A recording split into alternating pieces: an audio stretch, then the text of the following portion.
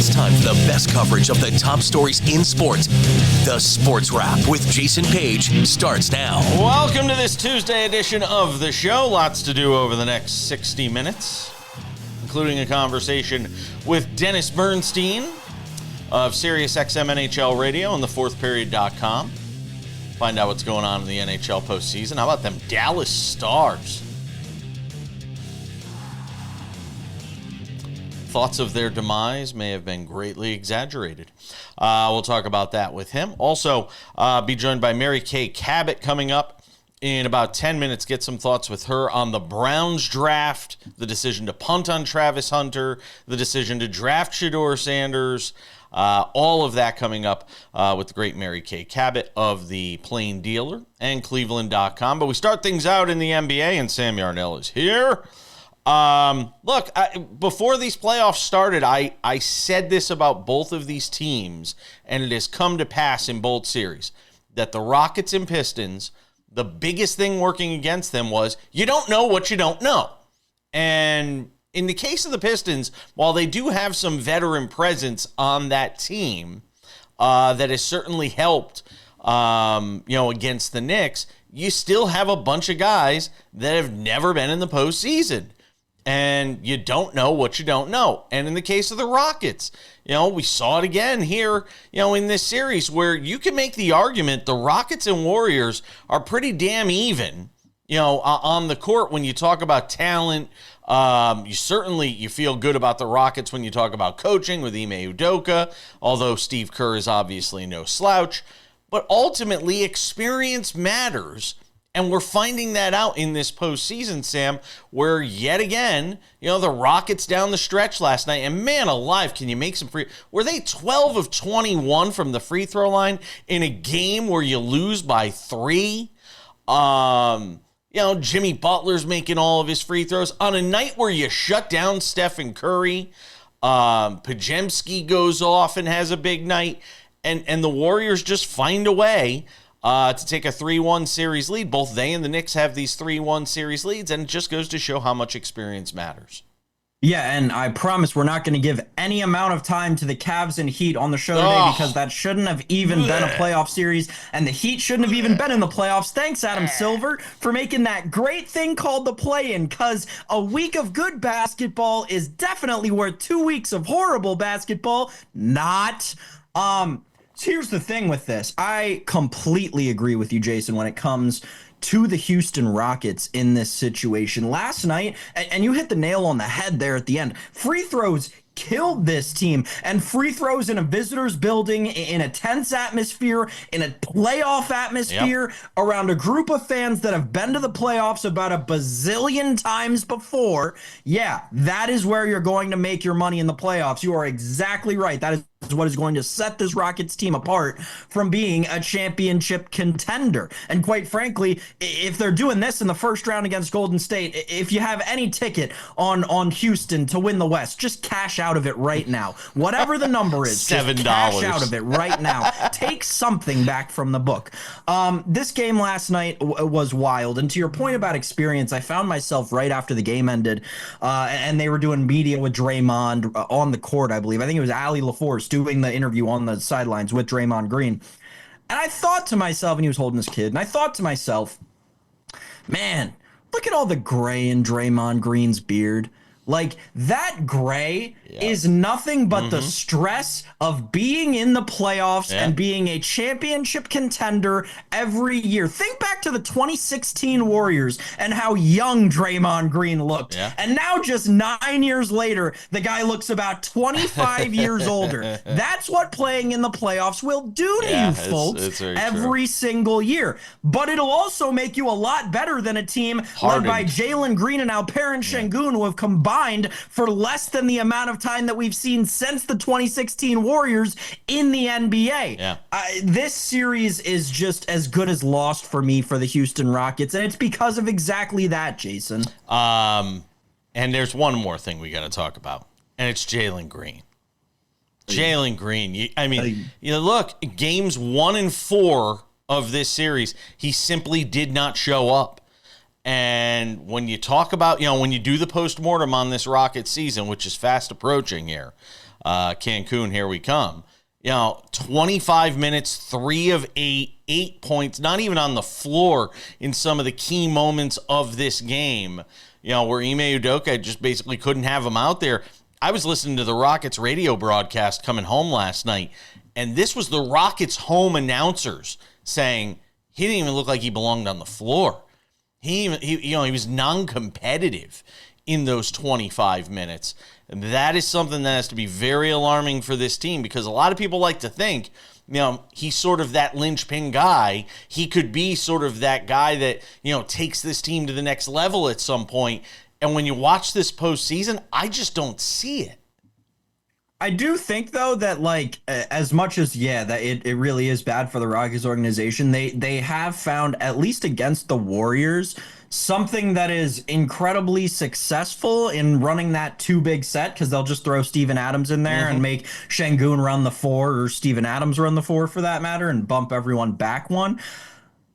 That'll work, right, to an extent. It's not going to work through 2 rounds of the playoffs. Maybe it'll get you past the Golden State Warriors in 7. Potentially you can make some miraculous comeback. But then again, you're playing a 7-game series in the first round, and you're going to be incredibly tired going into a second round where you're probably not going to be playing somebody who played in a 7-game series. So, it sucks. It really does for the Houston Rockets, because it's part of the process, though. But it's part of the process. We see teams have to go through this. Jalen Green is not a bad player. We can't let people think that, because he plays 3 bad games in a row in the playoffs, he's all of a sudden a bad player. He's still a cornerstone to their franchise. He's just got to figure it out as he's exiting his youths, how to play in these clutch time moments. Say this, too, about the Warriors, man. And look, I made the point, I don't know if it was yesterday on the show, I made the point that you're trying to extend this window as long as you can if you're the Warriors. And it's great. Jimmy Butler did exactly what you went and got him to do on a night where he clearly still wasn't 100%, where the back is going to be an issue. And I'll say this, too. It is imperative that this team get this thing wrapped up in 5. Because they got to get him some rest, because that back's not going to get any better here.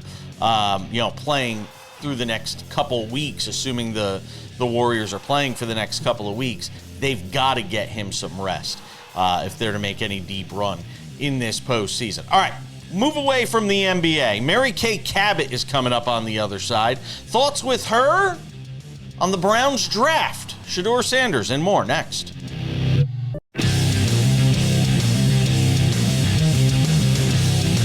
And this Tuesday edition of the show continues. We talked about the Browns plenty yesterday with our friend Diana Rossini from The Athletic. Today, let's get a little more in depth on the Browns. Talk with the great Mary Kay Cabot, the preeminently qualified Mary Kay Cabot, I like to say. With the Plain Dealer, Cleveland.com. She's covered the Browns for a long time. What was your reaction to this draft? Start with the decision to punt on Travis Hunter and trade down and go get some more help for the defensive line, to the Shedeur Sanders decision. What was your overall take on this draft for the Browns? I thought it was a great draft. I really did. I was shocked about coming back up to get Shedeur in the 5th round, although 10 minutes before it happened, I turned to my colleague next to me and I said, I bet you Andrew's going to draft Shedeur here. But I didn't think they would actually trade up. I was waiting for 166 to come along at that time. So I was shocked about that to a degree. I was not shocked that they traded out of the pick. I had an inkling that was going to happen. And I was not shocked about Dylan Gabriel. I kind of also had an inkling that was going to happen. So I think when you look at trading away from Travis Hunter, if you look at it globally, in the moment, I'm sure a lot of Browns fans were like, meh. That's how I felt about it. With a defensive tackle. But then you look at the whole thing. just in this weekend alone, they used 2 picks from that trade to completely overhaul their running game with Quinshawn Judkins and Dylan Sampson. So they'll have a very robust running game out of this draft. And then they also moved down only 3 spaces to pick up a 2 and a 4 this year and a first rounder next year. And they got what everyone widely agreed was a top 5 pick in this draft in Mason Graham. So I just don't have a huge problem with the trade at all. Now they're set up next year to go get themselves a quarterback in what should be a better quarterback class in the event they need to get one. All right, but we have to talk about this current quarterback room, because to me it feels like it's made for a reality show. And as we talked about with Diana yesterday, it's interesting because they all have such different stories. There's so many different storylines surrounding each of these guys. It's going to make for a fascinating quarterback room.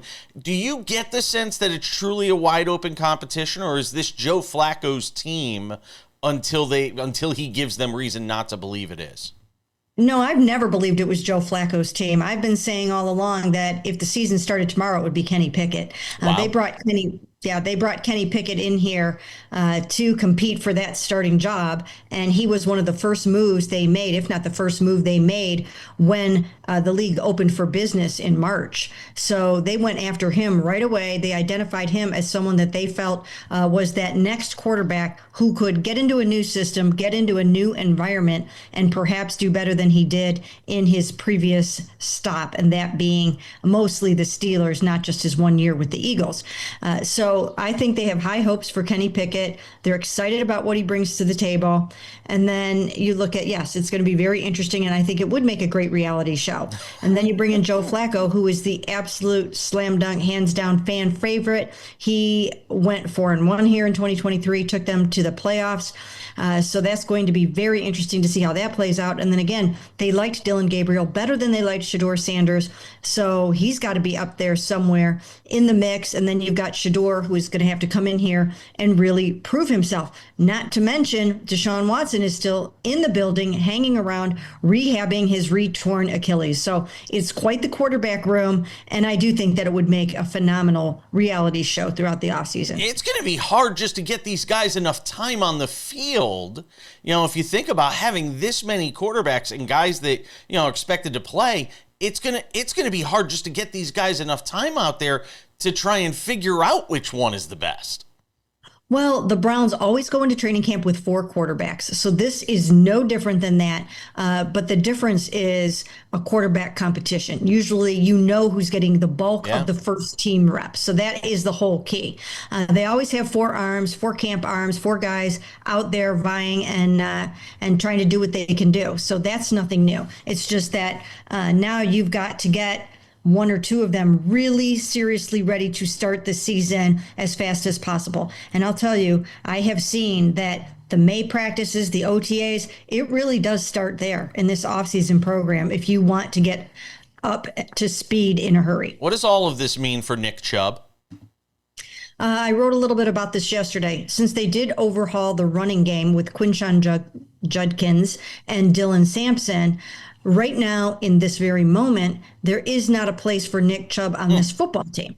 But there could become a place on this team depending on what happens with Jerome Ford. If someone makes them an offer that they can't refuse for Jerome, I think that's sort of the linchpin there. If they can figure that out, then then they might be able to find a spot or a place for Nick. But keep in mind, it doesn't mean that Nick is necessarily going to come in here and get a bunch of carries or even be active every week on game day, because Quinshawn is going to be the bell cow, and then you've got your changeup hitter there in Dylan Sampson. So it really is. At the beginning of free agency, I wrote that it was like the end of the Nick Chubb era, and I got a lot of pushback on that, and people were very, very upset with me. But for all intents and purposes, it really is that. Deontay Johnson, is this just the case of the Browns, like so many other teams that have, just sort of taking a flyer and seeing what Deontay Johnson still has? I think so, but it is a little bit head scratching to me because if in your last three stops or so it didn't work out and they didn't want you in the building, then I think that really should give the Browns pause. So I'm not exactly sure why they think Deontay Johnson isn't going to be a problem here, or if they think they can get him in this environment with this football team and this coaching staff and this wide receivers coach and get something out of him that these other teams have not been able to do. We know what a great organization the Ravens are, and it didn't work out there. So we'll have to see how this goes. But, it would be nice to see another receiver in here who didn't come with all the baggage. Was Jimmy Haslam involved in the Shedeur Sanders decision? I don't think so. They probably bounced it off of him. He was in the room, but he doesn't come up with these ideas. He's not the personnel guy. That's Andrew Berry's job. Everyone likes to kind of spin the narrative that Jimmy's calling the shots. He's not calling the shots. This was not his idea. I really don't think that it was. I know that everybody's going to want to put that out there, but I'm just not buying it. Well, look, I mean, they made a lot of moves in this draft, and we know they were good and have been a good team defensively. Hopefully they can cobble together enough offense in 2025. We'll see what the Browns do. Mary Kay Cabot, I always appreciate you. The Plain Dealer in Cleveland and Cleveland.com. Let's do it again soon. Be well. Sounds good. Thanks a lot. We're coming back with more Sports Wrap on this Tuesday. Don't you go anywhere.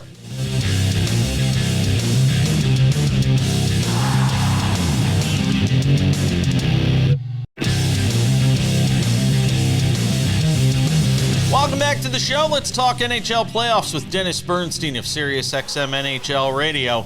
Stars lead the Avalanche 3-2. Dennis, what's it all about?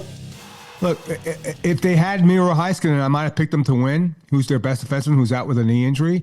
When he gets back in the next round, assuming they go on, then they got to be one of the short favorites to win it all. They're playing that great. Wow. And that's without Jason Robertson, who's a 35-goal scorer. But Tyler Seguin comes back in, gets a couple of goals.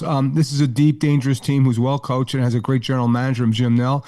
They were one of the favorites coming in, but the way they're playing now, Jason, against this team, and you and I both agree that's a great team they're playing. It's very, very impressive work by the Dallas Stars. Wow. You think they can go all the way? Yeah, no question. Wow. I love the depth. I love their size on the defense. And Heiskanen gets back. He's a future Norris Trophy winner, which is the player who wins the best defensive player in the league. Yeah, I think they can because it's iron sharpen iron. Anybody that comes out of the Central, Colorado, Dallas, and Winnipeg, what you'll have to walk through in 2 rounds. We'll certainly prep you for anything in the West, or certainly anybody coming out of the East. Florida doubles up Tampa Bay on Monday night, 4-2 the final there. Panthers reestablish control of that series as they get a win on their home ice, lead it 3-1. What stood out to you from that Panthers effort, especially after they dropped Game 3 of that series? He's not been talked a lot in this series, and he never is talked about a lot when you have guys like Barkov and Sam Leinhart. But you remember, this guy was the first overall pick. Aaron Ekblad's impact, and I mean that physically and legitimately. The way he hit Pago last night, knocked him out of the game, scored a goal last night. That's been really, really impressive. But I know there's been a narrative, and I added into it, that the Panthers look like down the stretch of the season, Jason, they didn't play. They were just playing too much hockey, and they were exhausted. They're not exhausted anymore. They're on the verge. They came down 2-1 at home in the third period. They get those 2 quick goals from the Tampa Bay Lightning. They bounce back and get 2 quick goals. This now looks like the team that won the championship, and that's with Barkov being out after getting hit. So yeah, it's a different team, Jason, but it's a damn good team. And I know there's some Leaf fans chanting up in Toronto, "We want the Panthers." Well, that didn't work last year, and I wouldn't be chanting for it this year either. Before I get to this Kings-Oilers series, which I know you've been covering pretty intimately, I want to get your thoughts on what we've seen with Winnipeg and the level of panic there has to be right now with what's happened with Connor Hellebuyck here over the last couple of games, and the Jets really looking like a team that's in trouble. Yeah, well, there's some people, not a lot, but some people clamoring for Eric Comrie in net for Game 5, not Connor Hellebuyck, who's going to win the Vezina Trophy. Jason, I think his save percentage is like 825 or 8, and for people that don't know, casual fans, 900's an average save percentage. He's been bad. He's been bad again. He hasn't been good in the playoffs since 2018. Now, I will say this: when there's constant traffic in front of any goaltender in the playoffs. He's not going to save 95% of the shots. And that's the problem, is that the Vegas Golden Knights have a big defense. They block shots. Winnipeg's very talented. They're the best team in the league this year, but they don't have an oversized defense. They have one kid, Logan Stanley. They didn't have the ability to get St. Louis out of the dangerous spots in front of the net. They're not blocking shots. So as much as you want to hang this on Connor Hellebuyck, I always say, unless you're giving up really, really soft goals, you have to defend and better in front of them. They're missing a couple of guys in Nick Ehlers and Gabe Velarde, but they're up front. So it's a mystery. But you know what, Jason? You know what happens in sports? If you don't do the job, the narrative will continue. If they get beat by the Blues, and they very may well be, I'm still going with Winnipeg in 7 here. But at some point, Connor Hellebuyck doesn't even have to steal a game. Play decently. So the narrative isn't there that when O'Neill goes out there after every game, he's got to answer a question about a goaltender you would never think you'd have to answer questions about. Let's talk about this Oilers-Kings series, which heads back to Los Angeles for tonight's Game 5 matchup with the Oilers and Kings tied at 2 games apiece. You made some news in the post-game presser after Game 4 with this question to Kings head coach Jim Hiller. People, will take a listen. Jim, how do you change your approach in the third period to better close out games? How do I change it? Next question, please. We're that far away on the empty net. Q chips that one out. Bouchard makes a good play. We're not even talking about this. So, how about that? Sentiment in the room was that the first 40 minutes. That's your favorite question, too, by the way. Happened 3 times. Maybe you got some ideas for me. Now, what's interesting there is people probably couldn't hear when he said, it's your favorite question. You said, and people couldn't hear it because the mic wasn't in front of you at that point. You said, it's happened 3 times. And which he responds, you got any suggestions? All right, Dennis, you didn't get to answer it there. Tell me, what are your suggestions? You want to go back to beat me being like Pat Leonard and John Tortorella in New York back in the day? Stop coaching, Pat. How about you play the same way in the third period that you did in the first 2 periods? Lack of aggression. You're going to stand up at the blue line and try to stop Connor McDavid? They had the lead. They've given up, to say you shouldn't change it, they've given up 10 goals in the third period of games 1, 3, and 4. And you don't think you need to change, all right? And here's the thing about that. Look, he answered the question. He's been a different guy since the playoffs started. And it happens with a lot of coaches. They go into playoff mode, bunker mentality, whatever. But then they come back at me like that, when I didn't even answer a question. I have a great relationship with the coach. It looks like a rookie coach whose team is failing in the playoffs. And here's the thing. It's not even about him. Let me give you this, Jason, right? Because I would say, be more aggressive. If you're up 3-1, push it. Edmonton's not a good defensive team. Keeps pushing the issue. But here's the thing. And NHL Network was talking about it, Mike Rupp and Brian Bill, who are former players. And Rupper made a great point. If you're Leon Draisaitl and Connor McDavid and you see that interview, what are you saying to yourself? We got him. We got this team. Yeah. We can. Yeah. There's got to be a lot of doubt in the room. I know there's tension. I know there's stress because this is the 4th consecutive time you've played this team. You had them on the ropes. They had to win 4 out of 5 to beat you. You were going to slay this dragon, and now, who knows? Yeah. It's a brand new series. It's 2-2. The Kings do have 2 home games. But that's the concern, is that it's not even about your room. You just gave them bullet board material. You don't think Chris Knoblauch suddenly seemed like, look at this, look the way my counterpart's reacting here on a benign question, Jason. It was They're a bad benign in the question. third periods. It was a benign question. It wasn't, what are you doing? What does your team need to do? So it was disappointing in a big spot that's how you would respond. Dennis Bernstein, SiriusXM NHL Radio and thefourthperiod.com. I appreciate you, my friend. We'll keep watching and enjoying that series. Has been one of the better ones in this postseason. Thank you, sir. It was a pleasure, JP. Thanks for the time. We're coming back.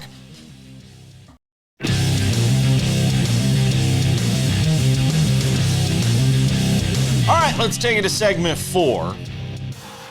Thanks again to Dennis Bernstein for hanging out from thefourthperiod.com.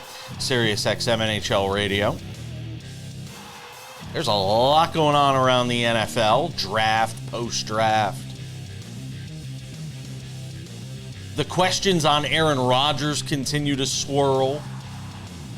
And it just seems like the Steelers have taken the approach here of, we'll wait. We'll on your timetable, Aaron Rodgers. And to me, Sam, it calls to mind an organization that reeks a little of desperation. That you have basically put your 2025 season in the hands of a 40-year-old Aaron Rodgers that's kind of floating through life. I don't know what I want to do. I'm throwing with DK Metcalf. I'm hanging out at the beach. And it also calls to mind this. And I think everybody in life can relate to this. We've all had these relationships at some point in our life.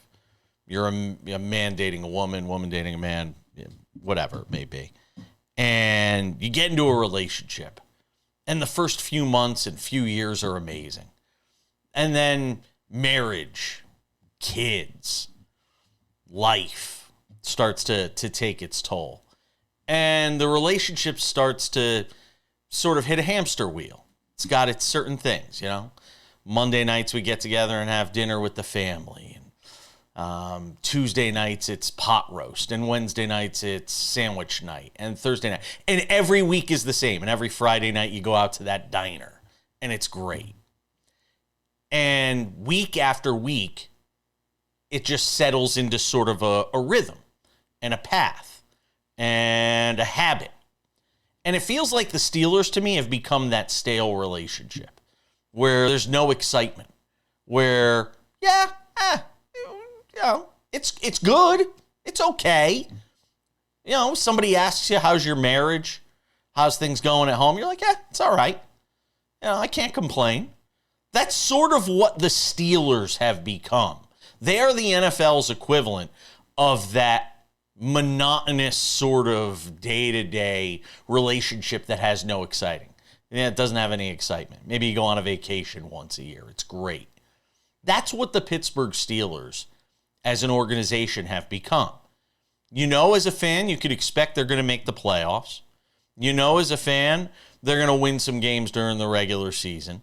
You know, they're going to play hard-nosed football. You know, Mike Tomlin's going to have his team prepared.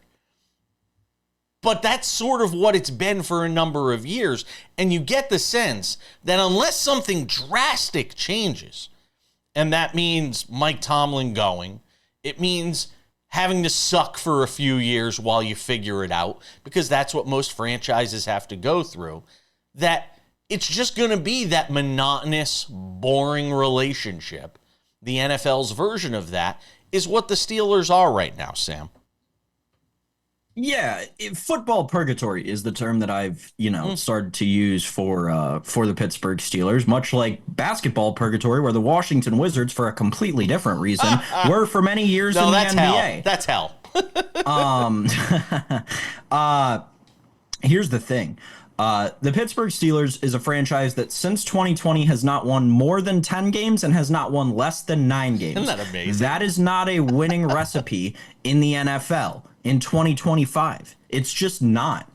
And, we had Diane on the show yesterday, and she said that they're acting calmly. There are two elements to this, right? The Aaron Rodgers side of it, to me, is that the fact of the matter is always going to be this. The Pittsburgh Steelers are one of, probably number 2, the most storied franchise in National Football League history. Under an owner that has owned them, since my grandparents were kids. They're a team that's had 3. What's the stat, Jason? We've discussed it so often during football season. I just don't have it in front of me. 3 head coaches in the last 40 years, Yes. 50 years, something like that. One of the names of being what the Pittsburgh Steelers are is operating kind of under this condition of calmness and this condition of it's all going to be all right. We don't need to do anything drastic because we're just kind of par for the course. And we've reached an era in the NFL where par for the course doesn't really get you a whole lot. You need example one of that. Look at the freaking Buffalo Bills over the course of the last, 7 years now. Par for the course doesn't get you a ring. And the Pittsburgh Steelers are in the business of filling their fingers with rings, which when you're staring down the barrel of a decade plus, as again, the Pittsburgh Steelers are, without having even been to one of those, it's going to start to become problematic sooner rather than later. The problem is when you have all these people who we were just talking about who are dinosaurs at the very top of the top, they're not going to understand that in the modern day and age of the NFL, change is really what breeds winning. They're the St. Louis Cardinals. They're the Minnesota Twins. They're, hey, win some games, make the playoffs, lose in the playoffs, wash, rinse, repeat. And again, it's, hey, honey, how was your day? It's great. Want to have dinner? Sure. Want to watch Jeopardy? Sure. Okay. Night, honey. Night, honey. Click. I got a good one for you. Yeah. They are the Chicago Bulls. Jerry Reinsdorf might as well own them because all they do is finish slightly above 500, make the playoffs, bow right out. Yeah. Makes a ton of money. It does. Rabid fan base. They'll always be supportive. Ingrained in the community. Meh. Shoulder shrug. We're coming back.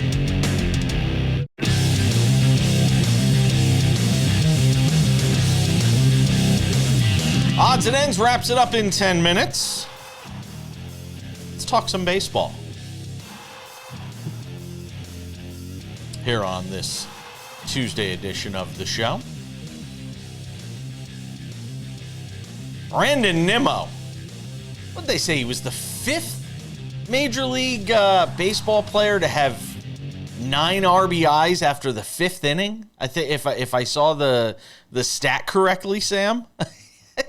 And the Mets look, I know they had a rough weekend against the Nationals and blew some games. Yankees and Mets both having issues on the back end of the bullpen. Devin Williams has been terrible for the Yankees, and we haven't talked about it enough. But I'm okay with that because I don't want to be in a bad mood, Sam. I don't want to be in a bad mood. Not going to talk about the fact that you went and spent all this money on Devin Williams, and he can't suck enough right now. Not going to talk about it. I'm going to do my Nick Turturro explosion here on the show. I'm kind of surprised. Nobody in the Mets franchise history has ever had 10 RBIs in a game for as long as that franchise has been around. That somebody didn't have 10. Yes. All right. Okay. Sorry, I had to unzip my lips. I had to zip up there for a second because it was really hard for me to not mention the fact that I'm in the belly of the beast and all these people believe in Luke Weaver. And I'm like, oh my gosh, what are we doing, people? Have you never watched Luke Weaver pitch before? He just gave all this money to this closer, and now we're on April 28th, and he's already not the closer. Anyway, to the Mets. Yeah, the Mets are cool. I just want you to do that again. To me, gosh, I'm going to be so right about this in a couple of months. There is something just screaming, and I mean hollering, that the New York Mets this season, maybe harder than even the Scherzer-Verlander season, they are going to Met so hard. They're 20-9. Where are you coming up with this?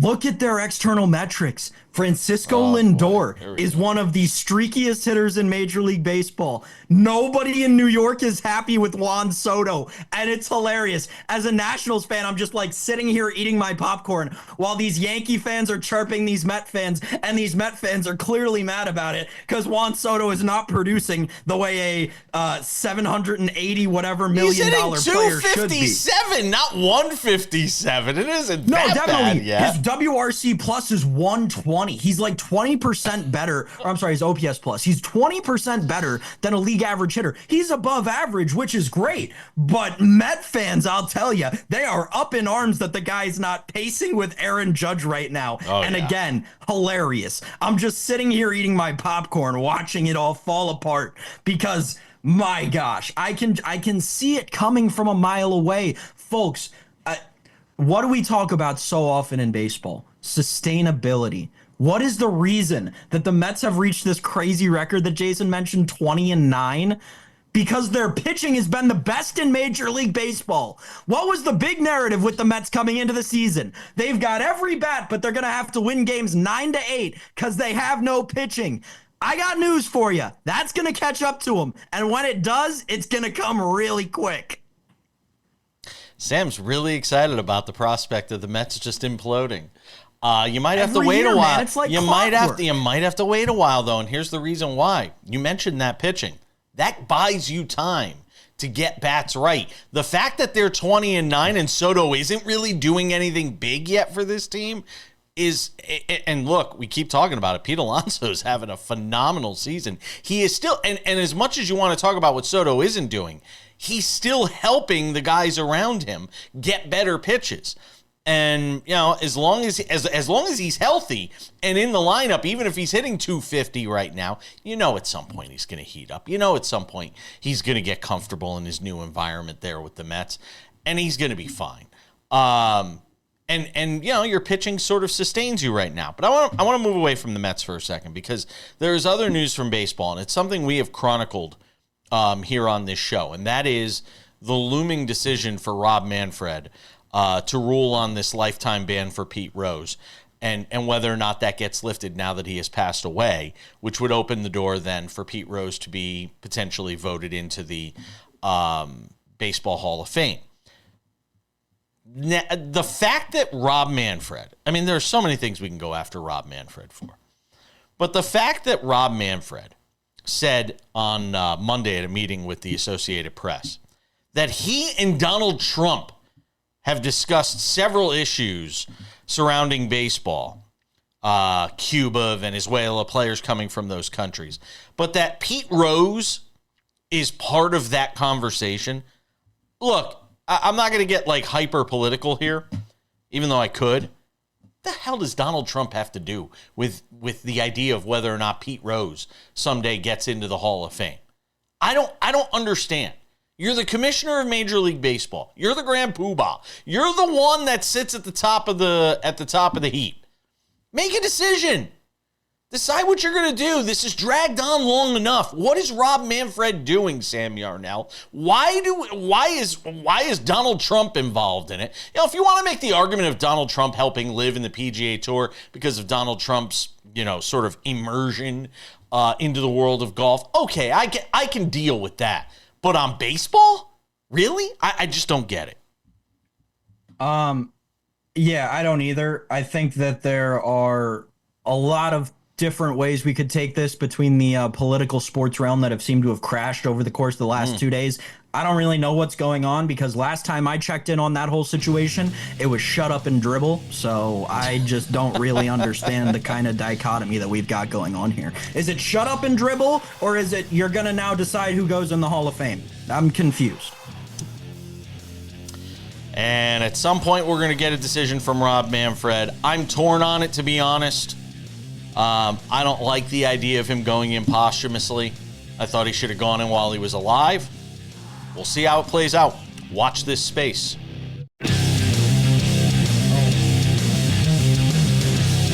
Just about time to say goodbye on this Tuesday edition of the show.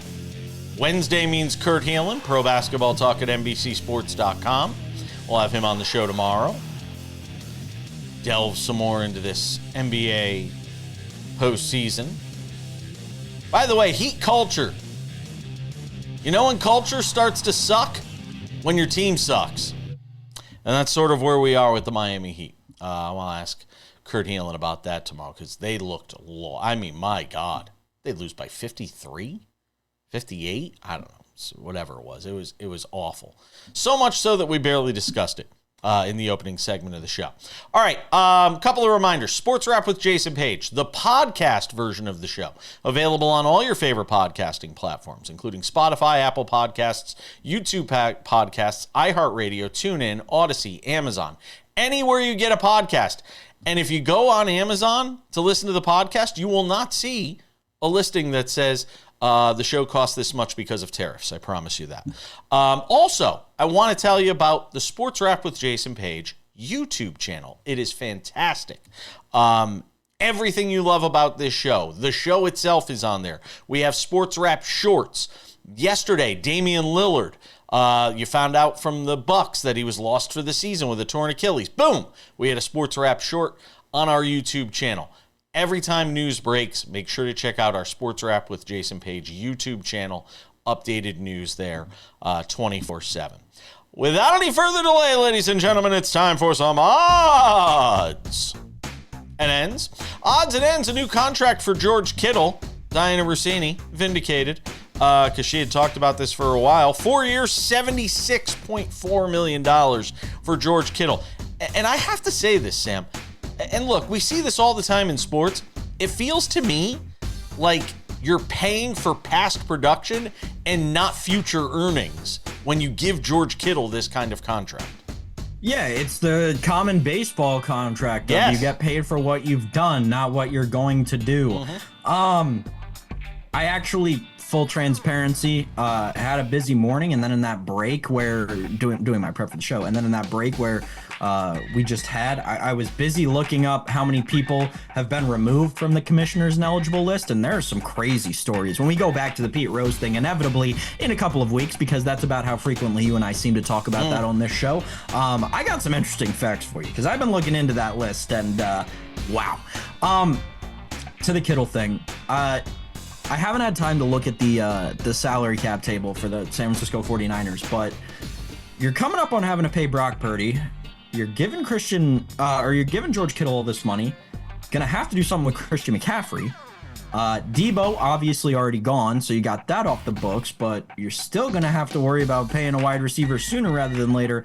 And oh, by the way, Ricky Pearsall didn't look that bad when healthy last season, so that contract's going to come up eventually. Oh, yeah, and let's not forget, you've also got one of the most diva-ridden offensive lines seemingly in the National Football League, so that's also going to definitely come into play with all of this. I say all that to say, it really feels like the San Francisco 49ers are trending towards irrelevancy in the NFL because of their cap. That's not to say that they were relevant last year. Frankly, they weren't. And then they lost a ton of pieces in the offseason. They're heading towards regression. They're heading towards rebuilding. But this is a really weird step in that direction. I wanted to ask you, and I wasn't planning to talk about this, but what did you make of Brandon Beane lashing out at the guys over at WGR Radio in Buffalo yesterday about their reaction to his draft? Because he was pretty testy. Yeah. So I do think that the Bills, not Sabres, but specifically in Buffalo, the Bills media space is a very, very toxic one and has become a very, very toxic one. Say that for every market. You can say that for every market, though. No. But I mean, specifically, its evolution over the course of the last 8 years has become incredibly toxic with the copious amounts of success that Josh Allen pretty much single-handedly has brought to that team. Brandon Beane, too. Don't get me wrong. I will stand on the fact that I think he is a top 3 GM in the National Football League. And go look at his draft record, go look at the contracts he's negotiated, and I think you'll probably agree with me. I totally understood where he was coming from. I think he had every right to defend himself. I think that every point that he made was incredible. The fact that they had one of, if not the most they scored more points than anybody in the National Football League last year. Across regular season and playoffs, throw the Philadelphia Eagles in there, who played an extra game, right? They still scored more points, the Buffalo Bills did. They had the best offense in the NFL last season, quite plainly and simply, and they lost to the Kansas City Chiefs because of their defense. And everyone seems to be mad that Brandon Beane went and drafted a bunch of defenders in this draft. I don't get it. It didn't make sense to me. Everyone in Buffalo has been so pass catcher happy since Stephon Diggs blessed them by coming to Buffalo, and now ever since he left, everyone's like, oh, how is Josh Allen going to survive without a wide receiver one? Guess what, folks? He just won the MVP without one, and it was his first MVP of his career. I didn't understand the narrative building from the Buffalo media, and that's not just to say WGR. Like, Cover One does it too. A bunch of the Bills podcasts do it too. It just seems like the success in Buffalo has lost a lot of their general ball knowledge. Not Nate Geary, though. That guy rocks. You know what? Everybody think a lot of times sports radio hosts in particular think it's like we live in a fantasy football world where you just go pluck guys and plug them in. It's not that easy. It's not that easy to piece together the puzzle of a roster. And Brandon Beane has done an outstanding job in Buffalo. And I'm not even a Buffalo Bills fan, but you have to acknowledge what he's done there has been second to none around the league. We're out of time. Thanks to Mary Kay Cabot, Dennis Bernstein. We'll see you all tomorrow.